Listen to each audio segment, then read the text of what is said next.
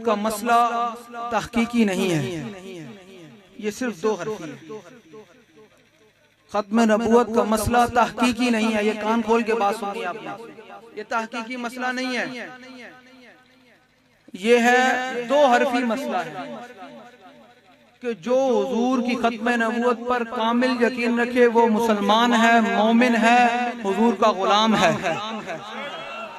और जो हुजूर की खत्म नबूवत पर हल्की सी भी बात करे वो मुर्तद है, वो जिंदीक है, वो बेबाक है, वो काफिर है। बस ये दो हरफी मसला है, कोई लंबी जोड़ी मसले वाली बात नहीं है। मैंने आप तक यही पैगाम देना है कि खुद भी और अपनी नस्लों को भी जहन्नुम में जाने से बचाएं। हुजूर की खत्म नबूवत ये बुनियादी मसला है। जिस तरह मेरा हुजूर की खत्म नबूवत पर कामिल यकीन रखना जरूरी है ना, इस तरह हर मुसलमान